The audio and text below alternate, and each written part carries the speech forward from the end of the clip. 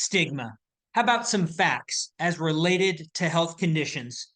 Relevant for you as a healthcare provider, a caregiver, or an individual that experiences stigma due to some of your conditions. Some of the most prevalent conditions that are affected by stigma, according to research, include migraine, concussion, functional disorders, basically any type of persistent or chronic condition, including but not limited to persistent pain, chronic fatigue, degenerative diseases, and let's not forget, basically every condition that affects mental health. The two main types of stigma include secondary gain, wherein an individual has a stigma placed upon them that is giving the impression that the perceived benefits of the presentation and symptoms are for a secondary gain, attention, financial reward, or otherwise. In addition, people experience stigma as a function of their, let's just say, encouragement to minimize the burden of the condition and symptoms that they're experiencing. This condition or disease isn't worthy of the medical attention it's receiving. Your concussion isn't that bad. Your depression isn't that bad. Just chin up and get over it. These are more well defined in a very recent article by Shapiro and colleagues in 2024.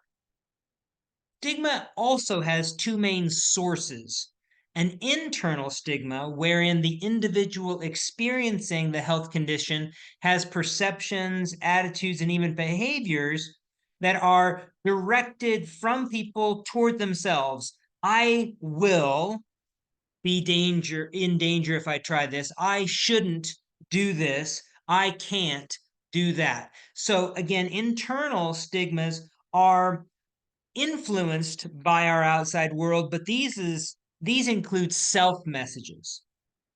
In addition, there's a main source of stigma that can be from external, and that would be perceptions, attitudes, and behaviors perceived from our media, messages in television and in movies.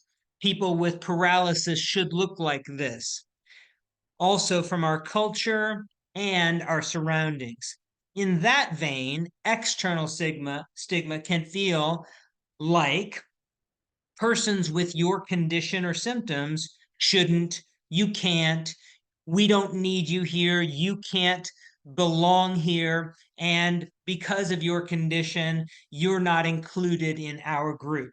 These are more well defined in von Brakel's article and colleagues in 2019. Let's look at the take home. First, watch out for your own implicit biases that may convey and reinforce stigma. You're a healthcare provider. You need to be healthy for the psychology of the individuals that you're working with. Second, allow persons with stigmatized conditions, and remember, that's not just limited to those that you saw on the first slide, to voice their experiences and to advocate for themselves. Help them do so.